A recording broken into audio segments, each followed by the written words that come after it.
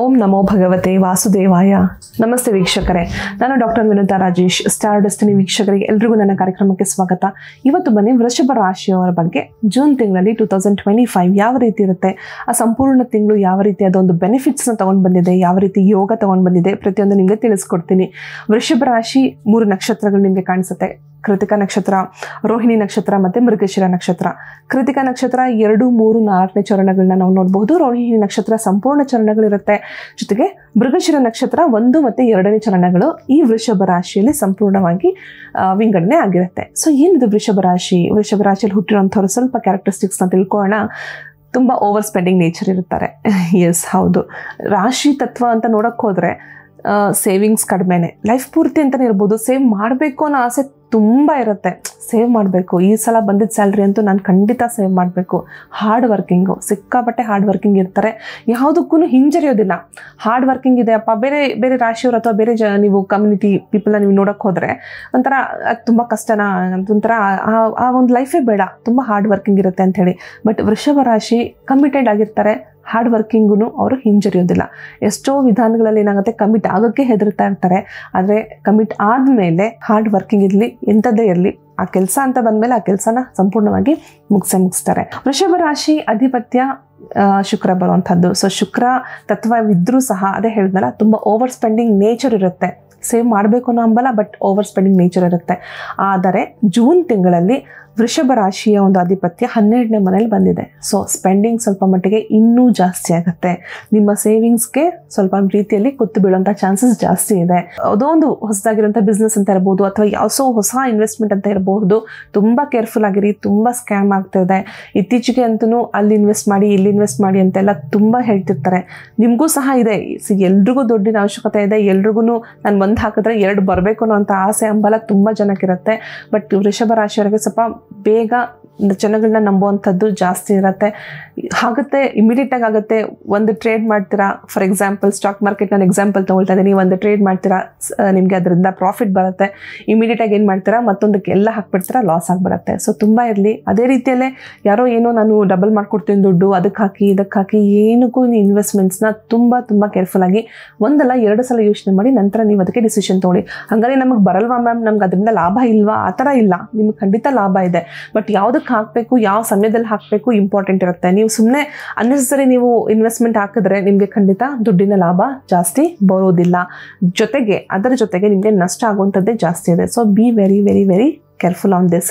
2ನೇದು ವೃಷಭ ರಾಶಿ ಈಗ ಈ ತಿಂಗಳಲ್ಲಿದೆ. ಯಾಕೆ 12ನೇ ಮನೆ ನಿಮ್ಮ ಅಧಿಪತಿ, ನಿಮ್ಮ ಮನೆಯ ಶುಕ್ರನು ಮೇಷರಾಶಿಯಲ್ಲಿ 12ನೇ ಮನೆಯಿಂದ ಗೋಚರ ಆಗ್ತಿರೋದ್ರಿಂದ ನಿಮಗೆ ದುಡ್ಡಿನ ನಷ್ಟ ಸಂಪೂರ್ಣವಾಗಿ ಸಾಧ್ಯತೆ ಜಾಸ್ತಿ ಇದೆ.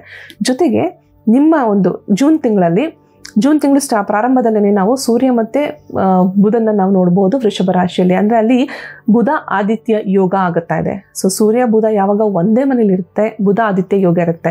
ನೇಮ್ ಆ್ಯಂಡ್ ಫೇಮ್ಗೆ ಸಮಸ್ಯೆ ಆಗೋದಿಲ್ಲ. ಯಾವುದೋ ಒಂದು ಕೆಲಸ ಕಾರ್ಯ ಇರಲಿ, ನೀವು ಆಫೀಸಲ್ಲಿದ್ದೀರಾ, ಏನೋ ಒಂದು ಕೆಲಸ ಮಾಡ್ತಿದ್ದೀರಾ, ನಿಮಗೆ ಸಡನ್ನಾಗಿ ನಿಮ್ಮನ್ನ ರೆಕಗ್ನೈಸ್ ಮಾಡುವಂಥದ್ದು ಯಾವುದೋ ಒಂದು ವಿಚಾರದಲ್ಲಿ, ಇಲ್ಲ ನೀವು ಯಾವುದೋ ಇದರಲ್ಲಿ ಬಿಸ್ನೆಸ್ಸಲ್ಲಿ ಕೆಲಸ ಮಾಡ್ತೀರಾ, ನಿಮ್ಮ ಒಂದು ಪ್ರಾಡಕ್ಟ್ ಇರ್ಬೋದು, ನಿಮ್ಮ ಒಂದು ಕೆಲಸ ಕಾರ್ಯ, ಅದೇನೋ ಗೊತ್ತಿಲ್ಲ ಮೇಡಮ್, ಆ ಮಂತ್ ನನಗೆ ಸಿಕ್ಕಾಪಟ್ಟೆ ಸೇಲ್ಸ್ ಆಯಿತು, ತುಂಬ ಚೆನ್ನಾಗಾಯಿತು, ಈವನ್ ಆಫೀಸಲ್ಲೂ ನಂಗೆ ಒಳ್ಳೆ ರೆಕಗ್ನಿಷನ್ ಸಿಕ್ತು. ಕೆಲವು ತಿಂಗಳಲ್ಲಿ ನಿಮಗೆ ಆ ಒಂದು ಗ್ರಹಗಳ ಗೋಚಾರ ಆ ರೀತಿ ಇರುತ್ತೆ, ಸೂಪರ್ಬ್ ಆಗಿರುತ್ತೆ. ಮತ್ತು ಅದೇನೋ ಗೊತ್ತಿಲ್ಲ, ನೀವು ಅಷ್ಟೇ ಎಫರ್ಟ್ ಆಗ್ತಾ ಇರ್ತೀರಾ, ಅಷ್ಟೇ ಕೆಲಸ ಮಾಡ್ತಿದ್ದೀರಾ, ಅಷ್ಟೇ ಇದಾದರೂ ಕೂಡ ಏನಾಗುತ್ತೆ, ನಿಮ್ಗೆ ಅಷ್ಟು ಸೇಲ್ಸ್ ಮಾಡೋಕ್ಕಾಗ್ತಾ ಇರೋದಿಲ್ಲ, ಅಥವಾ ಅಷ್ಟು ರೆಕಗ್ನಿಷನ್ ಸಿಗ್ತಾ ಇರೋದಿಲ್ಲ. ಆವಾಗ ತುಂಬ ಹತಾಶರಾಗ್ತೀರಾ. ಸೊ ಬಟ್ ಈ ತಿಂಗಳು ತುಂಬ ಚೆನ್ನಾಗಿದೆ. ಬುಧ ಆದಿತ್ಯ ಯೋಗ ಇರೋವಂಥದ್ದು. ತುಂಬ ಜನ ನನ್ನ ಪ್ರಶ್ನೆ ಕೇಳ್ತಾ ಇದ್ರು, ಯಾವಾಗ ವರ್ಕ್ ಆಗುತ್ತೆ ಮೇಡಮ್, ಹೇಗೆ ವರ್ಕ್ ಆಗುತ್ತೆ, ಯೋಗಗಳು ಹೇಗೆ ವರ್ಕ್ ಆಗುತ್ತೆ ನಮಗೆ? ಜಾತಕ ನೋಡಿದಾಗ ಮಾತ್ರ ವೃಷಭ ರಾಶಿ ಸೂಪರ್ ಇದೆ ಅಂತಾರೆ, ಅಥವಾ ನಮ್ದು ಲಗ್ನ ಚಾರ್ಟ್ ನೋಡಿದಾಗ ನಿಮ್ಗೆ ಆ ಯೋಗ ಇದೆ, ಈ ಯೋಗ ಇದೆ ಅಂತ ಹೇಳ್ತಾರೆ. ಬಟ್ ನಮ್ಗೆ ಯಾವಾಗ ಅದು ಎಕ್ಸಾಕ್ಟ್ ಆಗಿ ವರ್ಕ್ ಆಗುತ್ತೆ? ಈ ರೀತಿಯಾದ ನಿಮಗೆ ಗೋಚಾರದಲ್ಲಿ ಗ್ರಹಗಳು ಯಾವಾಗ ಕಾಣಿಸ್ಕೊಳ್ಳುತ್ತೆ ಅವಾಗ ಮಾತ್ರನೇ ಸಂಪೂರ್ಣ ನಿಮಗೆ ಲೈಫ್ ಪೂರ್ತಿ ಯೋಗ ನಿಮಗೆ ಕೆಲಸ ಮಾಡೋದಿಲ್ಲ. ಬರೆದಿಟ್ಕೊಂಬಿಡಿ. ಎಂಥದೇ ಇರಲಿ, ರಾಜಯೋಗನೇ ಇರಲಿ, ಹುಟ್ಟಿದಾಗ ನಿಮ್ಗೆ ರಾಜಯೋಗ ಇದೆ ಅಂತ ಬಂತು, ಇಮಿಡಿಯೇಟಾಗಿ ನಿಮ್ಗೆ ಸ್ಟಾರ್ಟ್ ಆಗುತ್ತಾ? ಚಿಕ್ಕ ಮಗು ನಿಮ್ಗೆ ಏನು ರಾಜಯೋಗ ಕಾಣಿಸುತ್ತೆ? ನೀವೇನು ಎಕ್ಸ್ಪೀರಿಯನ್ಸ್ ಆಗ್ತೀರಾ, ಏನು ಅನುಭವಿಸ್ತೀರಾ? ನಿಮ್ಮ ಲೈಫಲ್ಲಿ ಯಾವಾಗ ಅನುಭವಿಸೋಕ್ಕೆ ಸ್ಟಾರ್ಟ್ ಆಗುತ್ತೆ ಹೇಳಿ? ನೀವೊಂದು ಏಜಿಗೆ ಬಂದಮೇಲೆ, ಒಂದು ಸ್ಟೇಜಿಗೆ ಬಂದಮೇಲೆ ಅಲ್ವಾ? ಮೇ ಬಿ ಒಂದು 20 ವರ್ಷ 21 ವರ್ಷ ಆದಮೇಲೆ. ಈವನ್ ಎಜುಕೇಷನ್ ಲೈಫ್ ಇರುತ್ತೆ, recognition at the time of education ತುಂಬ ಇಂಪಾರ್ಟೆಂಟ್ ಇರುತ್ತೆ. ಬಟ್ ನೀವು ಯಾವಾಗ ನಿಮ್ಮ ಸ್ವಂತ ದುಡ್ಡನ್ನು ಸಂಪಾದನೆ ಮಾಡೋಕ್ಕೆ ಸ್ಟಾರ್ಟ್ ಮಾಡ್ತೀರಾ, ನಿಮ್ಮ ಸ್ವಂತ ಜೀವನವನ್ನು ನೀವು ಯಾವಾಗ ಎಕ್ಸ್ಪೀರಿಯನ್ಸ್ ಆಗೋಕ್ಕೆ ಸ್ಟಾರ್ಟ್ ಮಾಡ್ತೀರಾ, ಆವಾಗ ನಿಮಗೆ ಯೋಗಗಳ ಅವಶ್ಯಕತೆ ಬರುತ್ತೆ ಅಲ್ವಾ? ಸೊ ಅದೇ ಥರ ಈ ಸಲ ತುಂಬ ಚೆನ್ನಾಗಿದೆ ಜೂನ್ ತಿಂಗಳಲ್ಲಿ. ಸೊ ನಿಮ್ಮ ಜಾತಕಗಳಲ್ಲೂ ಇರಬಹುದು ಒಳ್ಳೆ ಒಳ್ಳೆ ಯೋಗಗಳಿರಬಹುದು. ಯಾವಾಗ ವರ್ಕ್ ಆಗುತ್ತೆ, ಹೇಗೆ ವರ್ಕ್ ಆಗುತ್ತೆ, ಎಷ್ಟು ಜನ ಹೇಳ್ತಿರ್ತಾರೆ ಈ ರೀತಿ ಪರಿಹಾರಗಳು, ಯಾವ ಪರಿಹಾರಗಳನ್ನ ಮಾಡಬೇಕು. ಮೇ ಬಿ ನಿಮ್ಗೆ ಅದೆಲ್ಲ ಡೌಟ್ ಇತ್ತು ಅಂತ ನಿಮಗೆ ಕಾಣ್ತಿರೋ ನಂಬರ್ಗೆ ಕಾಲ್ ಮಾಡಿ ಯಾವ ರೀತಿ ನೀವು ನನ್ನ ಹತ್ರ ಕನ್ಸಲ್ಟೇಷನ್ ತೊಗೊಳ್ಬೋದು, ನಮ್ಮ ಸ್ಟಾಫ್ ತಿಳಿಸ್ಕೊಡ್ತಾರೆ.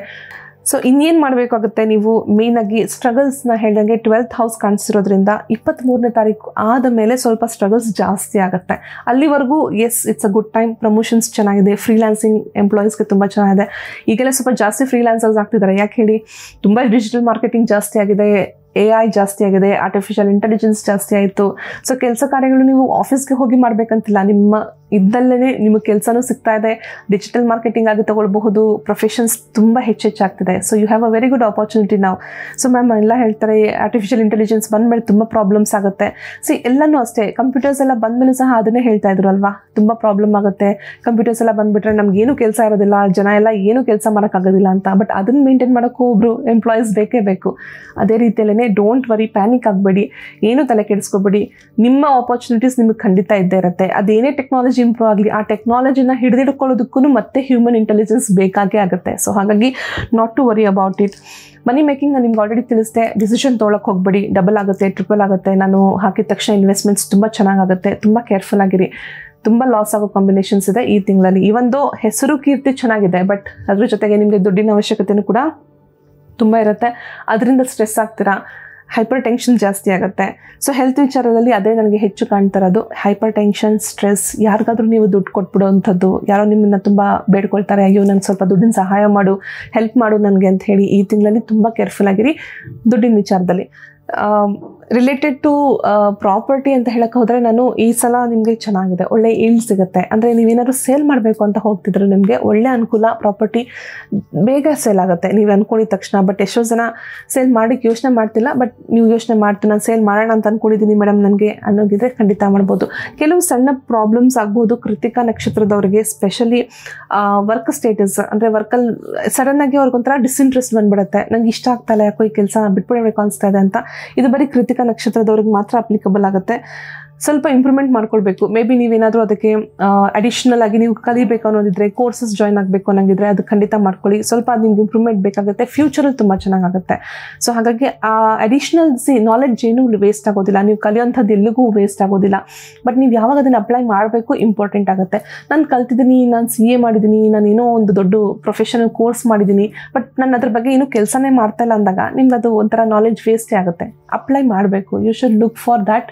ನೀವು ಯಾವ ರೀತಿಯಲ್ಲಿ ನಿಮ್ಮ ಸ್ಕಿಲ್ ಸೆಟ್ ಏನಿದೆ ಅದ್ರ ರಿಲೇಟೆಡ್ ಆಗಿ ನೀವು ಅಪ್ಲೈ ಮಾಡಿ. ಬ್ಲಾಕ್ ಆಗಬೇಡಿ. ಎಷ್ಟೋ ಸಲ ಬ್ಲಾಕ್ ಮಾಡಿಬಿಡ್ತಾರೆ ನಿಮ್ಮನ್ನು, ಅಲ್ಲಿ ಬೇಡ ಇಲ್ಲಿ ಬೇಡ, ಬೇರೆ ಏನೋ ಮಾಡ್ತೀನಿ ಮೇಡಮ್, ನಾನು ಏನೋ ಓದಿದ್ದೀನಿ, ನಾನು ಏನೋ ಮಾಡ್ತಾ ಇದ್ದೀನಿ. ಸುಮಾರು ಜನಕ್ಕೆ ಆ ಥರ ಪ್ರಾಬ್ಲಮ್ ಆಗುತ್ತೆ.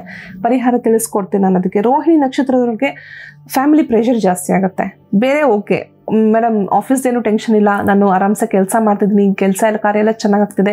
ಮನೆಗೆ ಬಂದರೆ ಪ್ರೆಷರು, ಏನೇನೋ ಒಂಥರ ಮನೆಗೆ ಯಾಕಾದರೂ ಇದೀನಪ್ಪ ಅನಿಸ್ತದೆ, ಬಿಟ್ಟು ಹೋಗ್ಬಿಡೋಣ ಅನಿಸ್ತದೆ, ದೂರ ಓಡೋಗ್ಬಿಡೋಣ ಅನಿಸ್ತದೆ, ಅಷ್ಟು ನನಗೆ ಪ್ರೆಷರ್ ಆಗ್ತಾ ಇದೆ ಅನ್ನೋ ಅಷ್ಟು ಪ್ರಾಬ್ಲಮ್ ಆಗ್ಬೋದು ಈ ತಿಂಗಳಲ್ಲಿ. ಮೃಗಶಿರ ನಾ ಹೇಳ್ದಂಗೆ ಫಸ್ಟ್ ಆ್ಯಂಡ್ ಸೆಕೆಂಡ್ ಚರಣ ಮಾತ್ರನೇ ವೃಷಭ ರಾಶಿಯಲ್ಲಿ ಕಾಣೋದು. ಸೊ ಇವರಿಗೆ ವಿಶೇಷವಾಗಿ ಎಮೋಷ್ನಲ್ ಬ್ಲಾಕ್ ಆಗುವಂಥದ್ದು ಅಥವಾ ಡಿಸ್ಅಗ್ರಿಮೆಂಟ್, ಮನೇಲಿ ಏನೋ ಒಂದು ಜಗಳಗಳಾಗುತ್ತೆ, ಒಬ್ರಿಗೊಬ್ರು ಒಪ್ಪೋದಿಲ್ಲ, ನಂಬೋದಿಲ್ಲ, ಎಮೋಷ್ನಲ್ ಬ್ಲಾಕ್ ಆಗುತ್ತೆ. ಅದರಿಂದ ನಿಮಗೆ ಹೆಲ್ತ್ ಇಶ್ಯೂಸ್ ಆಗುವಂಥದ್ದು ಜಾಸ್ತಿ ಇದೆ. ಇದಕ್ಕೂ ಅಷ್ಟೇ ಮಾಲೆ ತಗೊಳ್ಳಿ. ವಿಶೇಷವಾಗಿ ರೋಸ್ ಕ್ವಾರ್ಟ್ಸ್ ತೊಗೊಂಡಷ್ಟು ನೀವು ತುಂಬ ಒಳ್ಳೆಯದು. ಮಾಲೆ ಮನೇಲಿ ಇರಲೇಬೇಕು. ಜಪ ಪ್ರತಿನಿತ್ಯ ಮಾಡ್ತಾ ಇರಿ. ಮಂತ್ರ ಜಪ is a very very good, ತುಂಬ ಒಳ್ಳೆ ಪರಿಹಾರ ಅಂತ ಹೇಳ್ಬೋದು. ಬಟ್ ಏನಾಗುತ್ತೆ, ನಾನು ಮಾಡಿದ್ರು ನಂಗೆ ಯಾಕೆ ಮ್ಯಾಮ್ ವರ್ಕ್ ಆಗ್ತಿಲ್ಲ, ನೀವು ಆ ಏಕಾಗ್ರತೆ ತೊಗೊಂಡು ಬರ್ತಾಯಿಲ್ಲ. ನಿಮ್ಮ ಸಬ್ ಕಾನ್ಷಿಯಸ್ ಮೈಂಡ್, ಆ ಕಾನ್ಷಿಯಸ್ನೆಸ್ನ ನೀವು ಆ ಒಂದು ಸ್ಟೇಟಿಗೆ ತರಬೇಕು. ನಾವು ಹೇಳ್ತೀವಲ್ಲ, ಆ ಬ್ರಹ್ಮನಾಡಿಯಲ್ಲಿ ಇಟ್ಕೊಂಡೆ ನೀವು ಜಪವನ್ನು ಮಾಡಬೇಕು. ಸೊ ನಮ್ಮ ಜೀವನದಲ್ಲಿ ಯಾವಾಗಲೂ ಅಷ್ಟೇ, ನಾವೇನು ಎಲ್ಲೋ ಆಲೋಚನೆ ಇಟ್ಕೊಂಡಿರ್ತೀರ, ಇನ್ನೇನೋ ಜಪ ಮಾಡ್ತಾ ಇರ್ತೀರ. ನೀವಂಥ ಸಂದರ್ಭದಲ್ಲಿ ಏಕಾಗ್ರತೆ ತೊಗೊಳಕ್ಕಾಗೋದಿಲ್ಲ.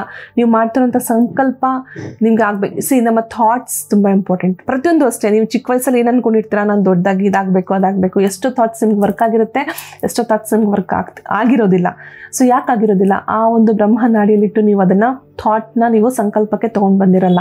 ಸಂಕಲ್ಪ ಇಟ್ಕೊಂಡು ನೀವು ಮಾಡಿ, ಡೆಫಿನೆಟ್ಲಿ ಆಗುತ್ತೆ. ಯಾಕೆ ಆಗೋದಿಲ್ಲ, ನಿಮ್ಮ ದೃಢ ಸಂಕಲ್ಪ, ಮಂತ್ರಗಳ ಒಂದು ಶಕ್ತಿ ಎರಡೂ ಸಹ ತುಂಬ ಇಂಪಾರ್ಟೆಂಟ್. ನಿಮ್ಮ ಮಂತ್ರ ಹೇಳಿದಾಗ ನಿಮ್ಮ 7 ಚಕ್ರಾಸ್ ವರ್ಕ್ ಆಗುತ್ತೆ. ನೀವೊಂದು ಆಕರ್ಷಣೆ ಆಗಿರೋಂಥ ವ್ಯಕ್ತಿತ್ವ ಆಗ್ತೀರಾ. ಸೊ ಆಗ ಇನ್ನೊಬ್ರು ನೋಡಿದಾಗ ನಿಮ್ಮನ್ನ ಒಂದು ಹೌದಪ್ಪ ಇವ್ನ ಕೈ ಕೊಟ್ಟು ಕೆಲಸ ಮಾಡಿಸ್ಬೇಕು, ನಾವು ಇವ್ರನ್ನ ತಗೋಬೇಕು ಕೆಲಸಕ್ಕೆ. ಇಂಟರ್ವ್ಯೂಗೂ ಅಷ್ಟೇ, ಎಷ್ಟೊಂದು ಜನ ಯಾಕೆ ರಿಜೆಕ್ಟ್ ಆಗ್ತಾರೆ, ಯಾಕೆ ಅವ್ರ ಹತ್ರ ಸ್ಕಿಲ್ ಸೆಟ್ ಇಲ್ಲ ಅಂತನಾ? ಎಷ್ಟು ಜನ ಸ್ಕಿಲ್ಸ್ ಇರುತ್ತೆ ಬಟ್ ಅಟ್ರಾಕ್ಟಿವ್ನೆಸ್ ಇರೋದಿಲ್ಲ. ನೋಡೋಣ ಬಿಡು, ಅವ್ರಿಗಿಂತ ಇವ್ರು ಚೆನ್ನಾಗಿ ಅನಿಸ್ತಾ ಇದೆ, ಯಾಕಂದರೆ ನಿಮ್ಗಿಂತ ಬೆಟರ್ ಅಟ್ರಾಕ್ಟಿವ್ನೆಸ್ ಇನ್ನೋರ್ಗೆ ಯಾರಿಗೂ ಇರುತ್ತೆ. ಸೊ ನೀವು ತುಂಬ ಕೇರ್ಫುಲ್ಲಾಗಿ ಅದನ್ನು ಹೆಚ್ಚಾಗಿ ಮಂತ್ರಗಳನ್ನ ಹೇಳೋದು ತುಂಬ ಒಳ್ಳೆಯದು.